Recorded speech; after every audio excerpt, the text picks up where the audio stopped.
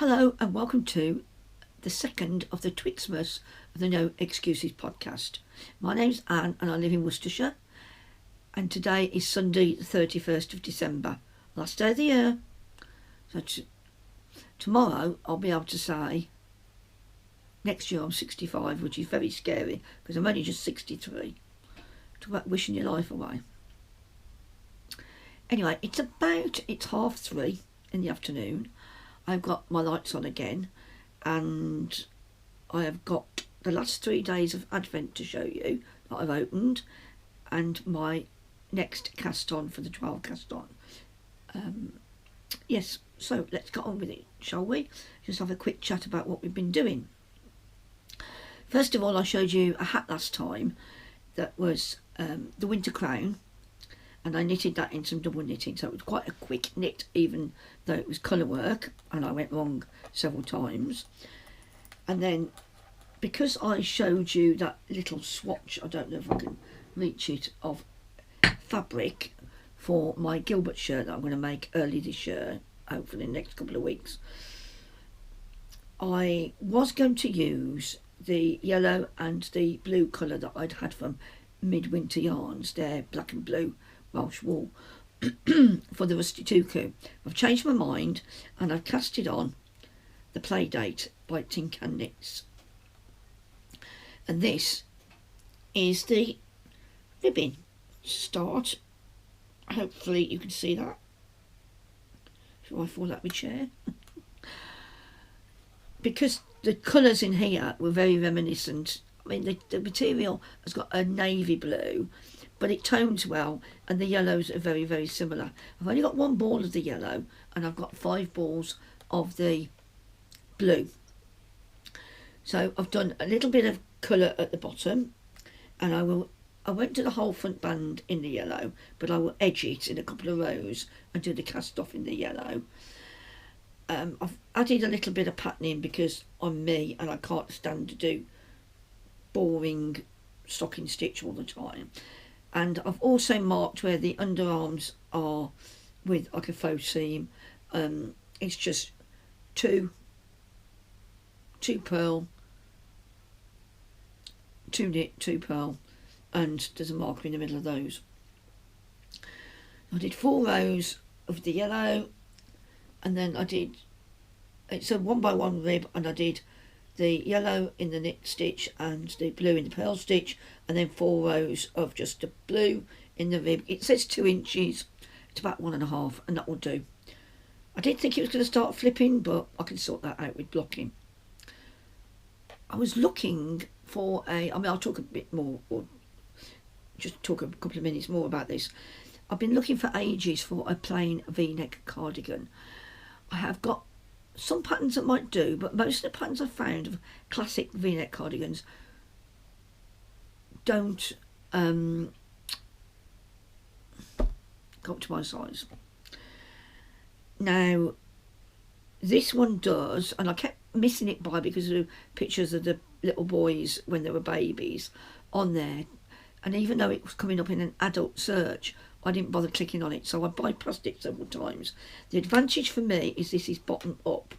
It's still seamless, and I'll put a photograph of the Playdate, the adult one, which strangely is a very similar yellow to this, that's on the pattern, and it's got quite a deep V. The V starts just before the armhole. But what I don't like about it is it's got drop shoulders. So I'm thinking that I have a book next door in our bedroom called 6 or 5,000 Sweaters, and basically you can mix and match your gauge, your neckline, your sleeves. So I'm thinking of changing it from a drop shoulder to a setting sleeve, and if that works, then I shall be entering this into Leslie's Mods modification mail that she announced yesterday.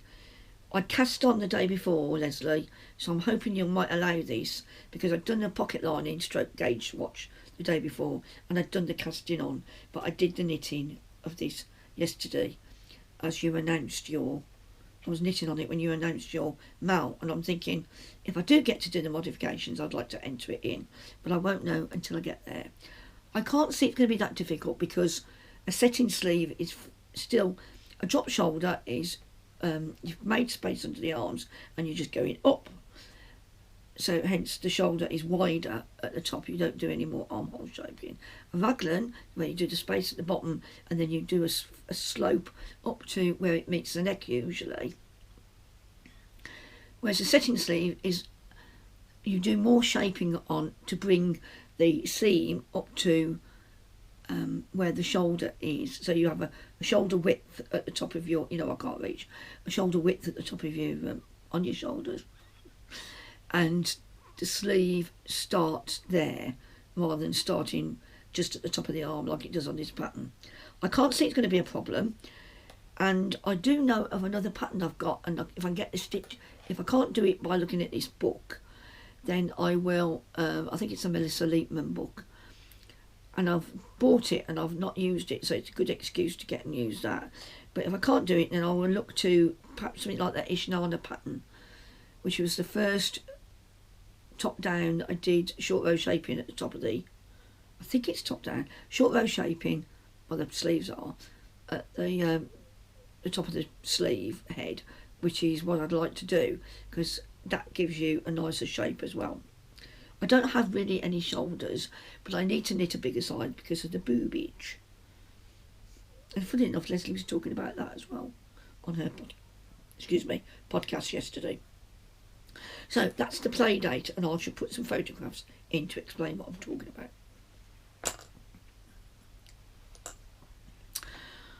So we'll get on to Advent, because we don't want to keep you too long, because you're probably getting ready to go out or put your sparkly earrings in and dance around your lounge with your glass of champagne and your stilettos on. I know what you like, don't tell me. Tom and I are having a M&S Balti curry, it's been frozen. He's going to make some naan breads, hopefully. I need to remind him of that. And a bit of rice. And we've still got some lovely food left over from Christmas. Only a few biscuits left now. I sort of look forward to getting back to eating properly, but the nearer I get to it, the more I panic that I haven't got any more biscuits. And that is a story in my life. So, this is, first of all, these are the last, I think it looks like I've got them in the wrong order, but we'll go for it. The last 3 days of the camel's yarn, and it's called Moorland to See. So the ones I showed you last week were going towards greens and lighter colours, and this is day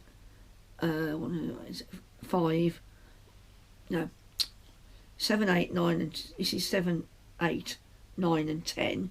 So you've got 7, 8, 9 and 10, and you can see there's not a great, when you go from there to there, although that's a bit darker in the middle, I may have put them in the wrong order, which doesn't really matter, does it? But you can see the beautiful colours in there, and one of my grey hairs. Did wash my hair this morning.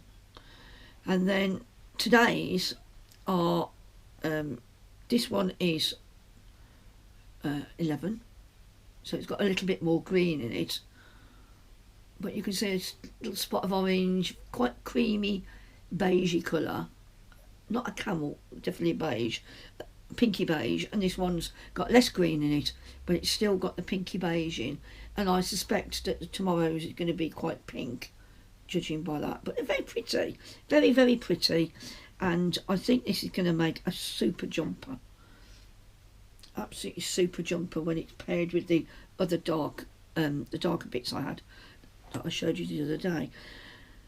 I found out what the smell was that I couldn't cope with. I know I can't wear sandalwood sandalwood perfume. It gives me a headache, a very serious headache. But this was like really cloying for me. Now other people will like it, and I found a beautiful set of 9 tea lights by St Evil or St Evil in Cornwall, local to Hannah, where Hannah is. So totally appropriate, and it was in the middle of the woodland colours that she gave you a little package to open. So bluebells are totally appropriate for that, and I love the smell of bluebells. Mum and Dad's house is a couple of miles away from the Licky Hills. They live at Licky End, which I never thought was funny, right, all the way through my childhood, until I read Notes from a Small Island by Bill Bryson. And he puts it in there as being one of the quirky, silly names of Great Britain. And we live just, please, don't be offended, it's on a map. But I went to school right next to Bell End as well, when I went to the special school in Northfield. And he puts them both, they are very near to one another. And it never occurred, because the Licky Hills are the Licky Hills, and the Cadburys had their home there, because it's not, it would have been on the outskirts, in the countryside of Birmingham by then, before you got to the small town of Bromsgrove. So yes, so every spring we would go up and look at the bluebells in the woods of the Licky Hills, and locally, it is a beauty spot, and they smell divine, and they last for a couple of weeks, and they're beautiful, absolutely beautiful. The carpets and carpets of them. And I'd recommend, if you live in the area, to go and have a look up to have a look at the Licky Hills, especially down the back by Cherry Hill Lane. I think it is. Cherry Hill Lane or Road? Cherry Hill Lane. Very, very pretty. So, that was me going round about and shouting rude words at you. Well, I don't think they're rude, but, So all in all, I've decided that I'm going to give the tea lights to charity, because somebody will love them. And I don't want to give them to anybody else as a gift, in case they don't like them. Whereas I'm sure that somebody in the charity shop will come along and the charity will benefit. So, this is supposed to be short. You know what I'm like. Now, the other advent I've got is, moving swiftly on, this is the Be a Foul Forklight by Libby of Needle and Thread.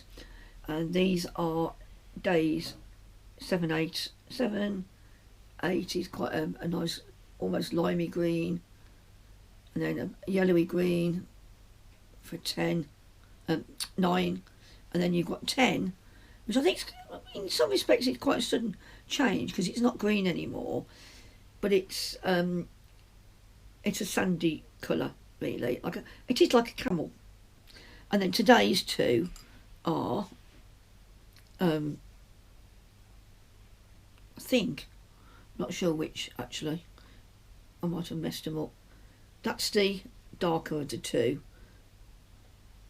and then this is slightly pinker, so again we might be veering towards the pink, because we're halfway there now.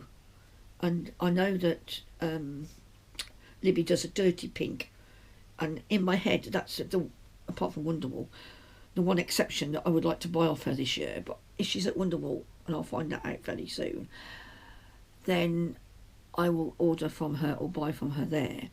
But I fancy a dirty pink cardigan, it would fit well into my wardrobe. So there you go, these are today's offerings from the Advents, and I'm extremely happy with this year's Advent from Libbys, because I sort of know what to expect. I've seen her wall, and she's added a few more to it since we saw that at Wonderwall in April. And Hannah's of the Camel's Yarn, because I like the mood board and I'm sort of knowing what to expect. I did see the first couple by mistake on Instagram, and then I had to unfollow her, so I didn't get every single day, because once you've seen you can't forget. So yeah, I'm pleased with that. I am wearing my unfolding shawl. It's Sari Norlund, and I think it was in a what's that book called? Pom Pom, I think. Anyway, I'll put the details on the screen. This is knitted in 2-ply. I'll put the wool down as well. I love to knit in this. You cast on so many stitches, and then you work a lace panel. I don't know whether you can see that, and whether I've not even got it on the right way around. Tom put it on me, but actually it's that way round, because so that's the right side. I don't know if you can see the lace pattern, and then it goes up to sort of stripes of stocking stitch and a garter row, and then eyelets every so many rows, and it's basically one big huge triangle, not asymmetric, just a big triangle, and it's lovely. It's lightweight. He thought it was scratchy. I don't think it is. I'm reasonably tolerant of wools. He has got sensitive skin. Mine is like an old rhinoceros, apparently. Now I think Ruth Loves to Knit took the other two skeins I had of this, one lighter and one darker, and I had to get a tiny little bit more of the wool off Estelle of Midwinter Yard. She kindly gave me a little scrap that she'd had, literally a couple of grams, and even then I had to decrease a little bit quicker at the end. So for me, because I'm a loose knitter, I take more wool, don't I? I use more wool all the time, but it's lovely. It's light as a feather. I washed and blocked it last year, and I've never worn it, so it's going to get some love. But I'm going to put it back in the drawer, because the latest two things I've pulled out of the wardrobe are not grey. I can't wear grey with them, so this thing of me getting things out of the wardrobe and then wearing them for a couple of weeks and then putting them back and getting something else out to ensure that I wear all my jumpers this winter. So yeah, so this is the unfolding shawl, and it's gorgeous and it's not difficult at all. It's quite a meditative knit. Even the lace isn't difficult, so yeah, I'd recommend this pattern. I'm not sure it worked in 4-ply because it would be enormous and you could probably put it on your bed, but you know, each to their own. Anything else I need to tell you? Have I been anywhere? No, I have not. I have got plans to go and see my mum on Tuesday or Wednesday. We're going to pop to Longbridge and see what we can see. Mum says there's an offer on nectar points that if you spend 30 quid you get a £5 back off your bill. Oh, I don't know what it is anyway, but I'm going to see if I can load that. Couldn't make it work yesterday. And in a minute, or when I've edited this, I'm going to sit down and do my bullet journal. I meant to do it this morning, but I didn't get up till really, really, really late. I told Anita I was going to do it, and I am going to do it. Do you watch Anita at Cardigan? She's great. She's a multi-crafter. She does a much wider range of crafts than I do. But she said yesterday, she showed her setup for the bullet journal. Not complicated at all. I wouldn't say it's simple, not complicated at all. And she's given me some ideas of what I need to record. Because ever since I was a child, I love recording things. But I need to catch up with me. I reckon my diary's at least 4 weeks now. We've had another week of it, haven't we? Oh well. I have got another cast on to start, and I'm probably going to start that tonight or tomorrow. And I'll let you know what it is when I see you, probably, hopefully Wednesday, although I'm having a chat to Sal on Wednesday, Welsh Sal, and if that's the day I go to Longbridge, then I might have to see you on Thursday. And then next weekend I'll podcast, as usual. Take care. Happy New Year to you and yours. Don't get too drunk. Well, if you want to, it's up to you, isn't it, really? Out in the street singing bawdy songs. If it's not raining, I can be bothered to get out of the armchair into the wheelchair. I may go and let a sparkler off at New Year, because I meant to do that on my birthday.